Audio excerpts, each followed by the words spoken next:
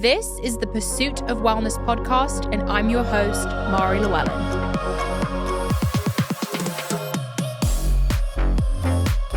Hi guys, welcome back to another solo episode. It's Mari, your host. Thank you so much for tuning back in. I'm back from Colorado, back on the mic. Feels really good to be here today.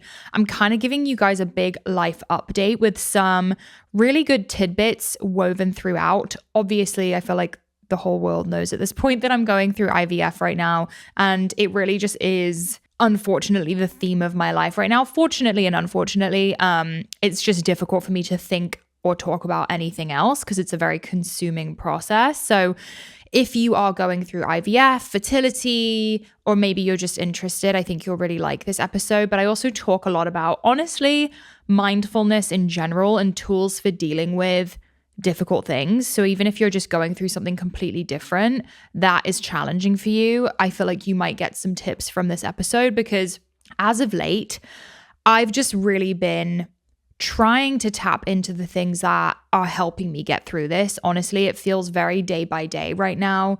Sometimes I feel like I can barely get through the day. Sometimes I feel like I'm really good. I feel positive. I feel optimistic.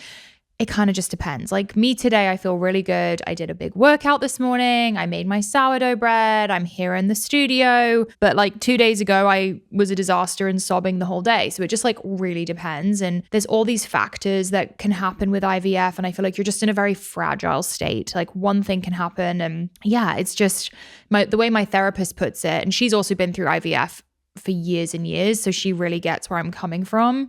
She's like, you only have so many spoons to give every day. So let's say you normally have 10 spoons and you give one of your spoons to your husband, one of your spoons to the dogs, one to work, one to friends.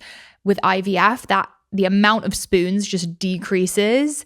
I feel like I only have like 5 spoons a day now. And it's just challenging to kind of give my all to everything when I feel like all I'm obsessing about is this transfer working. I'm kind of in that waiting period right now before my embryo transfer. I don't want to say the day of it and be really specific, because then I feel like people are kind of checking in to see if it worked, and that just adds so much pressure. So I'm just in that waiting period right now, and it's pretty challenging to be patient during this time. So I feel like something I've been really focused on is filling my time and trying to distract myself in healthy ways so that I'm not sitting around obsessing about the outcome of the transfer. If you haven't listened to my recent morning routine episode, I really went in depth on that one about how much my life has shifted lately. If you've been following me for a while, I feel like you'll remember my life in LA, or even before this process, was very, very different. I'd be up at 5 a.m. I'd be at Gold's Gym. I'd be HIIT training for an hour and a half. I'd be at the office the entire day. My schedule was jam-packed with meetings and events, and I was flying around the country and whatever.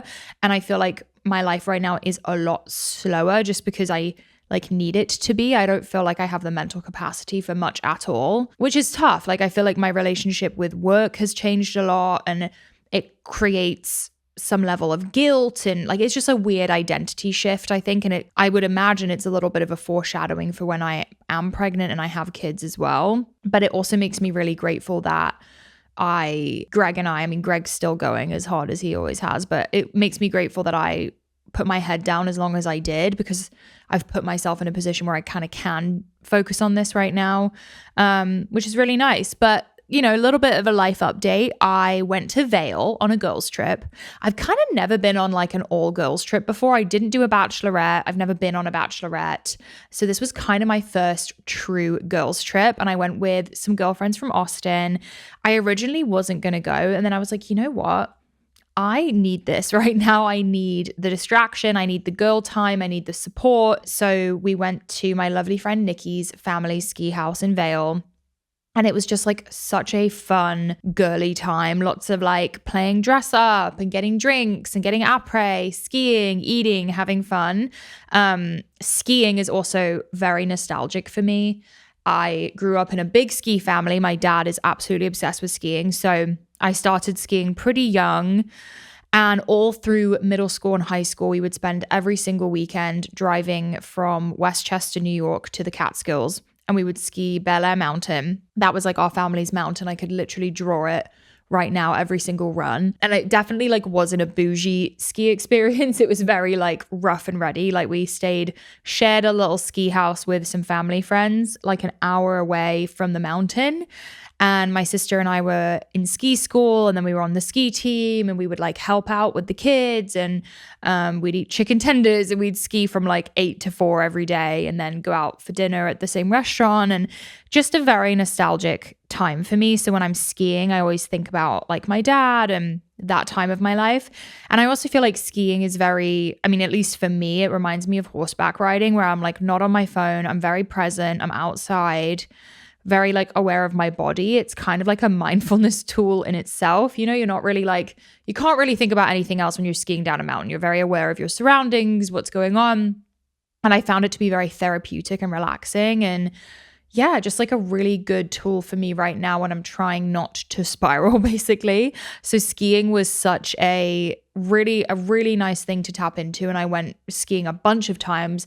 In my head, it's like my last hurrah, because I obviously won't be skiing when I'm pregnant or after my embryo transfer. So I was like, let me get this all in now and do all the extreme sports now.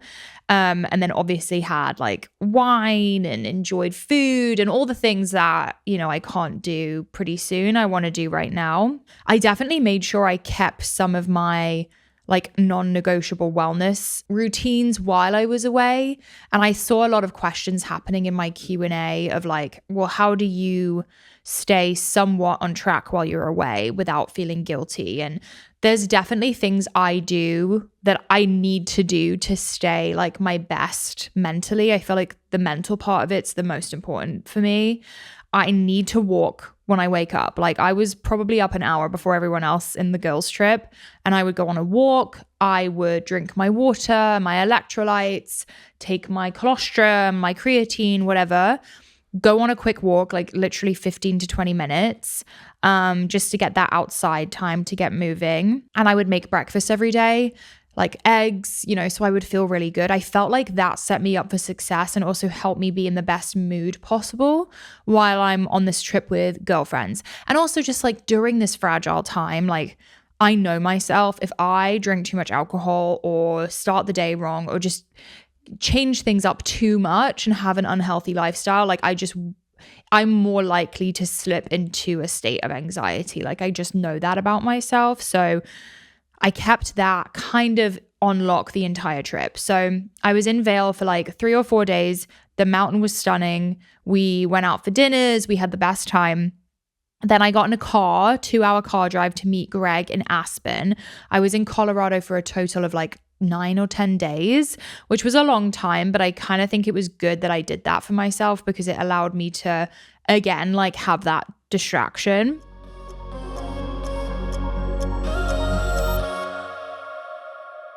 You guys know I absolutely love red light therapy, especially red light face masks, because it's been so good for my acne scarring. My personal favorite brand is Charge. They empower individuals to live more fulfilling lives through science-backed beauty and wellness products.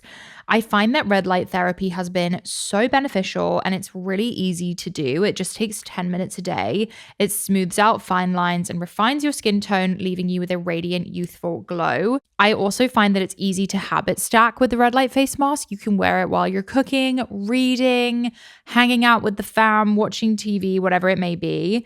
I feel like it's something I've been able to stick with consistently every single day because it really just takes 10 minutes. Plus, it's portable, lightweight, and contours perfectly to my face. It fits in seamlessly with my routine. It also really helps with uneven skin tone and texture. I had cystic acne for over 10 years, so scarring is something I'm definitely working on, and this helps so much. I also know it's amazing for anti-aging. I also love that there's no plug-in cord holding me back. I can look after my skin while walking around the house and doing my thing. Charge red light devices promise a non-invasive approach that utilizes specific wavelengths of red and near infrared light to penetrate the skin, offering a range of benefits that continue to garner attention from researchers and health professionals alike. Bond Charge ships worldwide in rapid time with easy returns and exchanges and a 1-year warranty. Go to bondcharge.com and use coupon code PURSUIT to save 15%. That's BONCHARGE.com and use coupon code PURSUIT to save 15%. I know one of the biggest struggles when it comes to living a healthy lifestyle is the grocery shopping and meal planning. It is seriously such a big part of it. And that's where Hungry Root comes in. Hungry Root is like having your own personal shopper and nutritionist all wrapped into one. They take care of the weekly grocery shopping, recommending healthy groceries and meals tailored to your tastes, nutrition preferences, and health goals. They make it easy to eat high quality, nutritious food and achieve any diet or health goals, from anti-inflammatory to gut-friendly, gluten-free or dairy-free, high protein, and more. Shopping, planning, and cooking food really can be simple and stress-free. All you do is tell them your goals and preferences, and they fill your cart with personalized recommendations that get smarter as they learn more about you. Hungry Root's recipes can all be made in just 15 minutes or less. They have over 15,000 recipes shipped per week. Hungry Root also has healthy groceries like smoothies, kids snacks, sweets, ready-to-eat meals, salad kits, and even supplements. There's no high fructose corn syrup, artificial sweeteners, or preservatives in any of Hungry Root's food. They only source top quality meat and seafood, free of hormones and antibiotics. I think nutrition is such a huge part of any health journey. Nutrition has really been medicine for me, so I highly recommend you check this out. You are going to love Hungry Root as much as I do. Take advantage of this exclusive offer. For a limited time, get 40% off your first box, plus get a free item in every box for life. Go to hungryroot.com/POW and use code POW. That's hungryroot.com/POW. Code POW to get 40% off your first box and a free item of your choice for life. hungryroot.com/POW, code POW.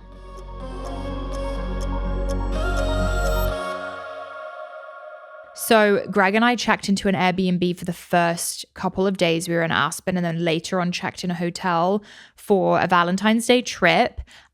We did a lot of super fun activities. We went snowshoeing one of the days, which was actually like way harder than anticipated. We snowshoed like 3 miles and I was dying. It was really it was so much hard work, and the sun was on us, but it was really cold and the views were gorgeous. And we ended up hiking to Pine Creek Cookhouse, which is like a lunch spot in Aspen, and it was amazing. We went skiing, shopping, cafe hopping, all the things.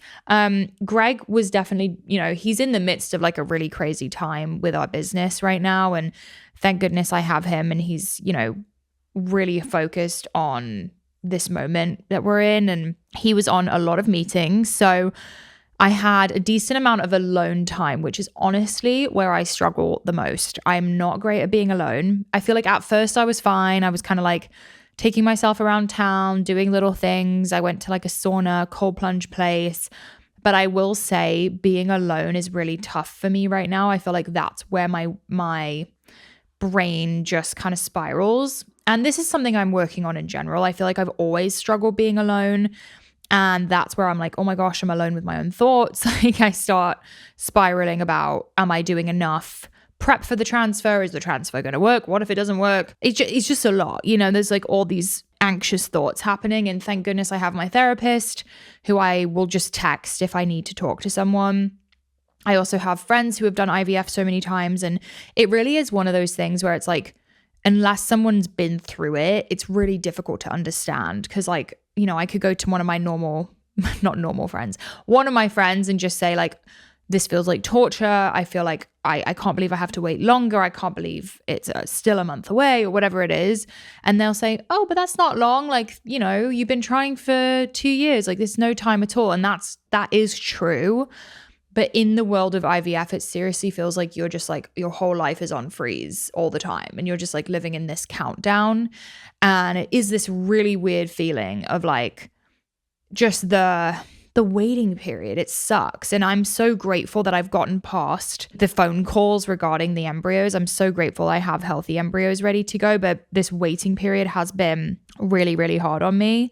And I had one day in Aspen where it just all hit me at once. And it was it's just a super tough day, and it can be hard to recover from because it's just in your head at that point. And, you know, thank goodness I have Greg. He's so supportive. And I feel like men are really funny though when they comfort you, like especially about a topic that they can't relate to.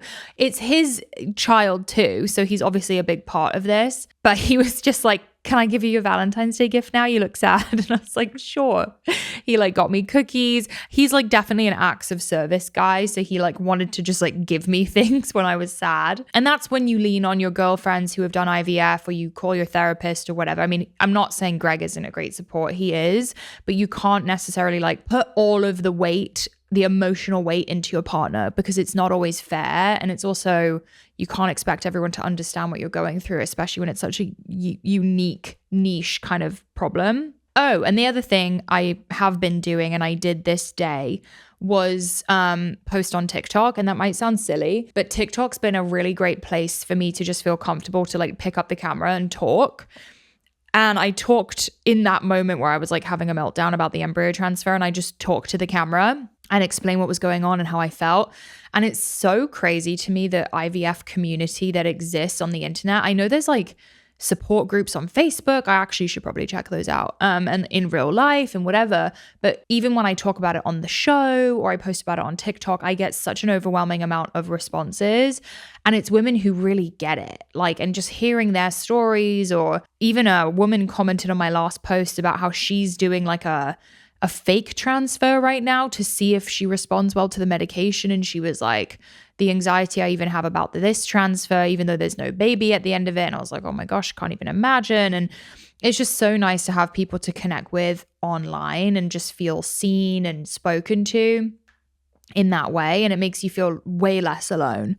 So yeah, if you're listening and you're struggling with this, like, I plan on checking out some of the Facebook groups. I know there's support groups IRL. TikTok seems to be a good place. And it just also makes you aware of how many people are also experiencing this. Like, I think something I've struggled with is just feeling so isolated, because it's like, I'm alone. It's all I'm thinking about, you know. I don't really have any friends who are currently going through it. I also have just been, I wasn't sure if I was going to bring this up, and I haven't yet, but I've just had a lot of people in my personal life, like in my family, get pregnant in the last like couple weeks. And even like directly after my egg retrieval, which if you've been following along, you know that it was a really tough procedure for me. I like fainted and had some really hard recovery there. And I found out right after that someone we work with is pregnant. And it's just been a very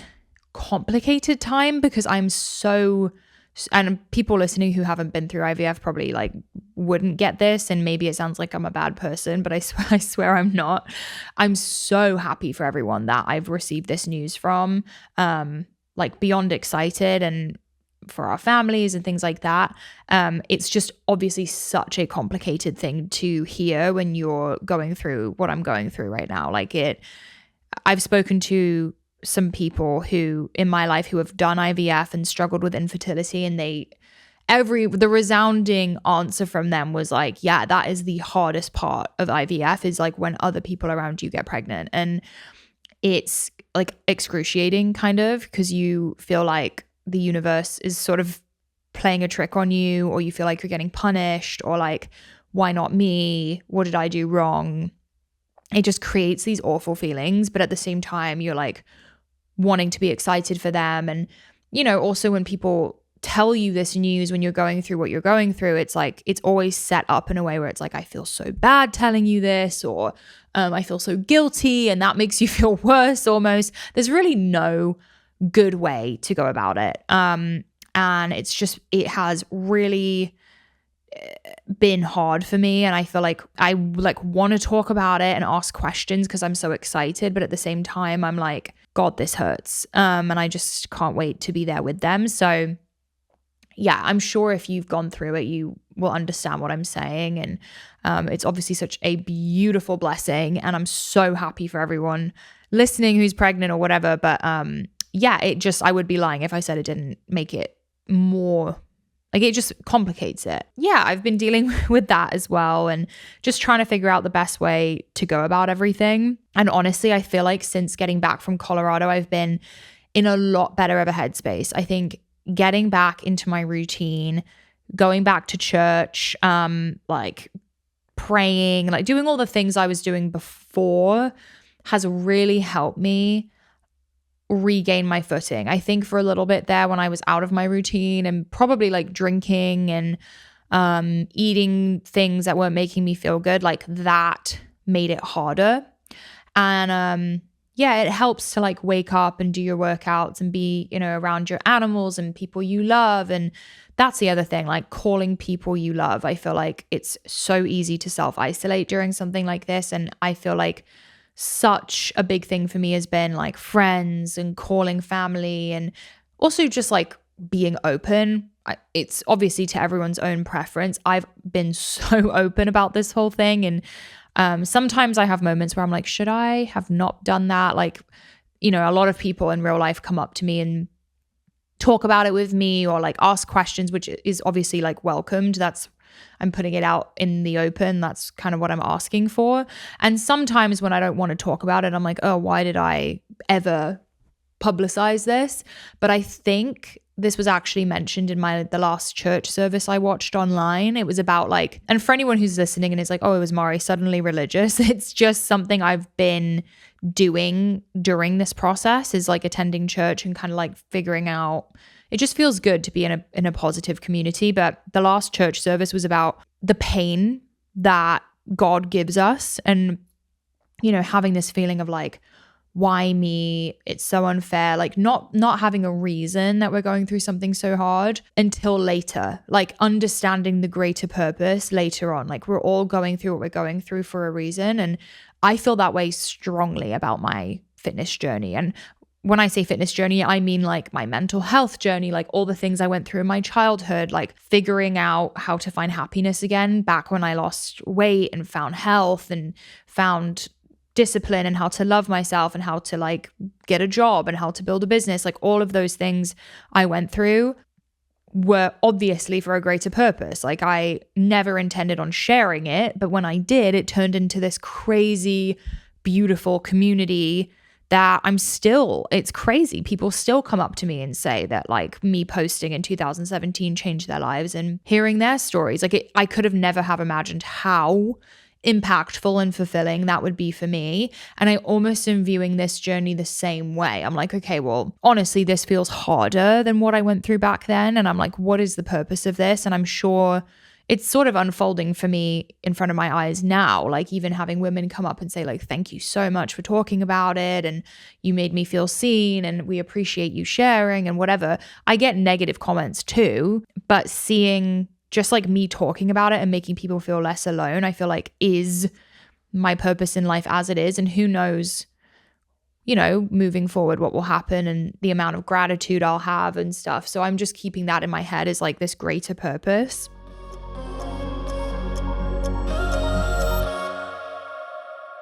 You guys know I struggled with acne for over 10 years, and it was really hard to find brands that I could fully trust. And that is why I don't stop talking about ClearStem. ClearStem helps you treat acne and aging at the same time without using skin irritants, parabens, phthalates, or pore clogging ingredients. If you've ever dealt with breakouts, you know that typical acne products can dry out and damage the skin. ClearStem is your clean, comprehensive, all-in-one approach addressing both acne and aging at the same time. I also love that ClearStem was founded by two women, my good friends Danielle and Kaylee, who have both struggled with debilitating acne as adults and fully understand what it's like. I absolutely love that they know what they should and shouldn't be putting in their ingredients, and they truly care about the mission of their company. I also absolutely love that they offer a revolutionary acne lab test on their website where you can receive individualized support from a nutritional therapy practitioner to analyze your blood work, identify your underlying acne triggers, and implement personalized lifestyle-centric solutions to clear your skin from within. The ClearStem team will guide you to uncover the root cause of your breakouts and create your personalized roadmap to clear skin for life. Discover the ClearStem difference and experience clear, healthy skin for life. Go to clearstem.com/POW for 20% off your first order. That's ClearStem, ClearStem.com/POW. I know so many women who struggle with period cramps, period pain, and it's really hard to find great women's health products nowadays, and that's where Foria comes in. Foria creates award-winning products to support intimate experiences across every stage of your life, from menstruation to menopause. Foria's Relief Collection features life-changing all-natural formulas designed to provide relief from menstrual symptoms and period discomfort. For example, they have their Relief Melts to provide natural internal menstrual support. They are quick, easy insert suppositories and are made with cacao butter and 100 milligrams of the highest quality CBD to relax tension and pelvic discomfort. The best time to use the Relief Melts are right before cramping starts. They recommend laying down and giving it proper time to absorb. I know so many of my friends tell me that they struggle with cramping and period pains, and I think this is the perfect natural solution. They also recommend rubbing a generous amount of the Relief Salve on your abdomen, lower back, or anywhere else you feel tense or sore during your period. It's such a game changer for taming the tension and muscle soreness you get during your period, and I love that it's made with the full spectrum CBD for ultimate relief, plus organically grown kava, ginger, St. John's wort, eucalyptus, and other soothing botanicals. I can read insanely glowing reviews from Foria's website all day, but you really are just going to have to try them for yourself. Whether you're looking for period relief or something to get you in the mood and enhance pleasure, I highly, highly recommend you check out their all-natural formulas. The good news is that Foria is offering a special deal for our listeners. Get 20% off your first order by visiting foriawellness.com/POW or use code POW at checkout. That's FORIA wellness.com/POW for 20% off your first order. You'll thank me later.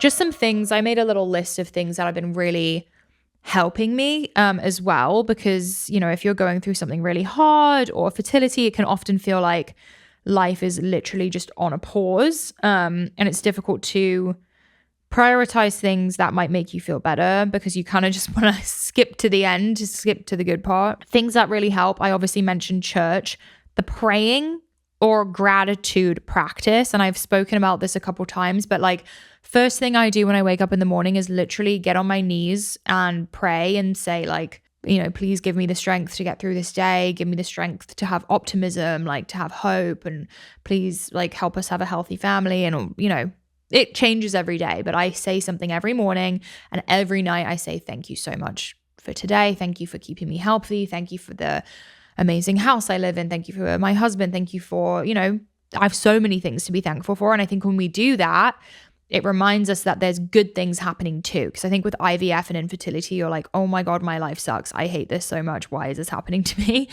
But there's so many good things happening around us. And it's so easy to overlook when all you want in life is a baby. I so get it. It's so consuming. Like seriously, I so get it. But to open your eyes and remember like, wow, I am in the perfect position right now to have a baby. I've built my life to be what it is so that I can do this. Like, thank you for the people around me. Like seriously, I feel like I'm the most set up right now to go through something like this. So gratitude practice, working out, seriously, no matter what it is. Oftentimes lately I'll go to a class because it just distracts me and helps me like be with friends and stuff. Or, you know, I did Barry's this morning. I'll do Pilates. If I'm at home, I'll use the Strength app, which is my fitness app. If you want to check that out in the description box, just something to like get moving, like go on a walk, like go outside. It's essential for me. I can't just be sitting on the couch right now. It's not good for my mental health. So working out, friends, getting a coffee, going for breakfast afterwards, just like filling my space with like support. And I seriously like, I mean, I don't know if my friends listen to my show. I think they do sometimes, but they hear me. I mean, I FaceTime them all day, so they're probably sick of me. But just having like support, especially from just women in my life, has been so crucial for me. And just feeling like everyone's rooting for me. I mean, I actually could cry thinking about it. Like it just feels like no one has to care this much, but they do. And it really is very, very moving. And I think it's been super duper helpful for me. Things that make me feel like I'm preparing for the embryo transfer. So this could also apply to like trying to conceive, but acupuncture. I just started doing acupuncture. I'm going to be doing it every single week leading up to the transfer. I'm actually trying out 2 places right now because I'm just a psychopath and I want it to be perfect. But I went to this one guy yesterday and it was a very interesting experience. It was like unlike any other acupuncture I've ever done. Normally, when I've done it, they just stick needles in you and leave for an hour. But this guy was like moving the needles around, like putting pressure on like my rib cage and my wrists, and like really like reading my body and doing light therapy at the same time, and giving me suggestions for supplements leading up to the transfer. And he had a heating lamp on my feet, and it was really interesting, actually, very like educational. I also had some DMs that you should try putting the heating lamp over your uterus area, which I plan on asking for. I've also been doing like red light therapy on that area. I don't know about you guys, but my IVF doctor is not very holistic. So I bring these ideas to him where I'm like, okay, what do you think? Pomegranate juice, red light therapy, acupuncture, pineapple husks, Brazil nuts. And he's like, LOL, I mean, if you want to do that, you can. He actually called it magical thinking last time I asked about it. He was like, I mean, I'm all here for magical thinking. If it makes you feel better, do that. And I was like, okay, thanks.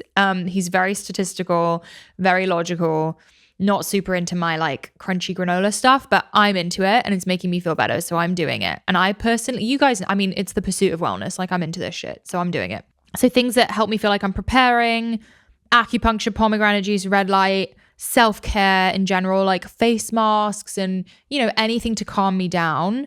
Being around animals has always been a big one for me, like the chickens, the dogs, the horse, like seriously, lifesaver for me. And reading, this is such a big one, guys, for me, because I think the time that I struggle the most with anxiety is at night when I'm laying there trying to fall asleep and I'm spiraling. So I picked up Fourth Wing. Actually, tons of you freaked out on my Instagram when I posted Fourth Wing and you were like, welcome to the club. It took me a minute to pick that book up, but now I'm deeply obsessed with Violet and Xaden. But it is a fantasy novel. It reminds me of ACOTAR, Court of Thorn and Roses. It's like about dragons, and I love fantasy stuff, and honestly, it makes me feel like I'm escaping into a different world for a minute, and it is seriously helping my brain detach from obsessing. And I also have very OCD tendencies, so I think I do tend to obsess about like results and stuff. So this is really helping me. So if you are struggling with something right now, I highly recommend picking up a fantasy novel just to kind of escape for a minute. I don't know if that's healthy, but well, I'm going to conclude this life update / whatever you want to call it, IVF advice, dark time advice. I don't even know what to call it, but I love you guys so much.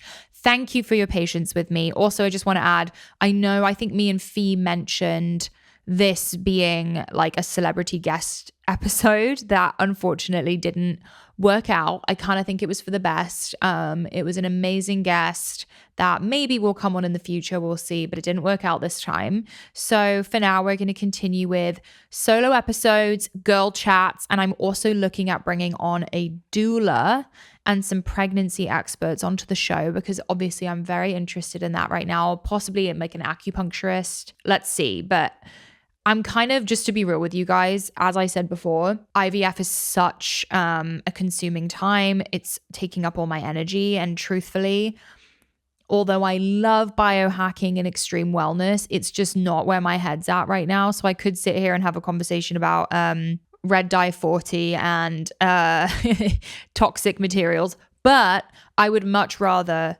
talk about this, women's health, pregnancy, and that's just kind of where my head's at, and I want to be authentic with you guys. So I hope that's okay, and I hope you guys are enjoying it. If you are, just a reminder to follow, subscribe, whether you're on Spotify or Apple or YouTube. You can watch the videos on YouTube, leave a review, go follow us at The Pursuit of Wellness, and I will see you guys in the next episode. Bye.